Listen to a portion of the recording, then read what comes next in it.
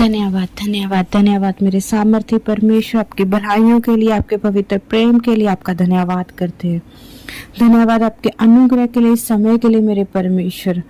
आज आपने अपने प्रेम को साबित किया मेरे परमेश्वर, आपका धन्यवाद। अपने इकलौते बेटे को हमारे लिए दे दिया, आपका धन्यवाद सर्वशक्तिमान परमेश्वर। यूहन्ना 1:2-15 में लिखा है, तुम ना तो संसार से और ना संसार की वस्तुओं से प्रेम रखो। यदि कोई संसार से प्रेम रखता है तो उसमें पिता का प्रेम नहीं है। मेरे प्रिय भाइयों बहनों, हम जानते हैं कि हम इस संसार में बुलाए गए हैं, हम इस संसार में ही रहने के वाले लोग हैं, पर परमेश्वर का वचन कहता है कि हम ना तो संसार के साथ और ना ही संसार की वस्तुओं के साथ प्रेम रखें। इसका मतलब यह नहीं कि हम जंगलों में रहने चले जाएं, पहाड़ों में रहने चले जाएं या कहीं और चले जाएं और अपने घर बार को छोड़ दें। बाइबल में लिखा है कि जो व्यक्ति अपने घर का इंतजाम नहीं कर सकता, अपने घर वालों को खिला नहीं सकता, वह कलीसिया का भी इंतजाम नहीं कर सकता। पवित्र बाइबल में लिखा है कि परमेश्वर ने कहा, मैं तेरे हाथों के कामों में आशीष दूंगा। इसका मतलब यही है कि परमेश्वर चाहता है कि हम काम करें, पर इस वचन का मतलब यह है कि हम इस संसार की वस्तुओं से प्रेम ना रखें। मेरे प्रिय भाइयों बहनों, कारों के साथ प्रेम करना एक अलग बात है, पर सुसमाचार के लिए उस कार को खरीदना एक अलग बात है।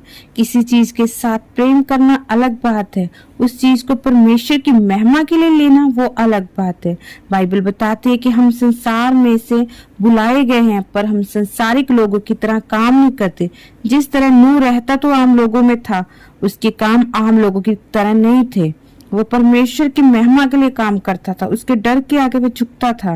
बाइबल में लिखा है, संसारिक वस्तुओं के साथ प्रेम करने वाला इंसान परमेश्वर के प्रेम में बना नहीं रह सकता।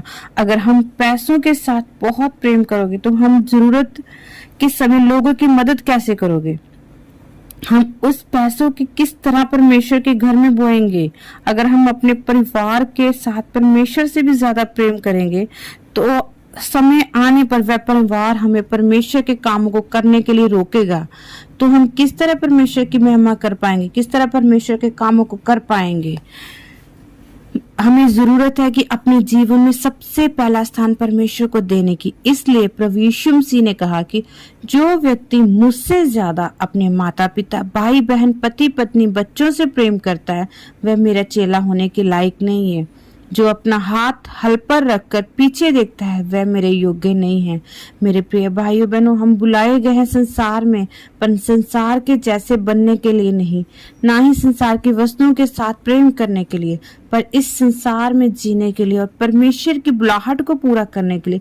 जितनी भी चीजों की हमें जरूरत होगी परमेश्वर पूरी करेंगे। हमारा ध्यान सिर्फ और सिर्फ परमेश्वर पर लगा रहे।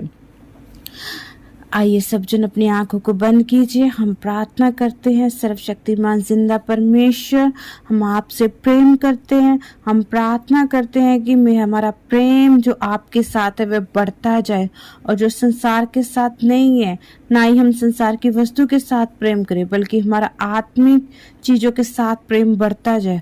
और परमेश्वर, हम आपकी योजनाओं जो आपकी हमारी लाइफ में है वो आपके अनुग्रह द्वारा पूरी हो सके और आपकी महिमा हमारी लाइफ से पूरी हो सके। मेरे सामर्थ्य परमेश्वर, आज जो वचन सुने आने आशीष देना, बरकत देना, वो प्रेम करने वाला मन एक एक जन को देना। खुदा आपके अनुग्रह को, दया फजल को मांगते हैं।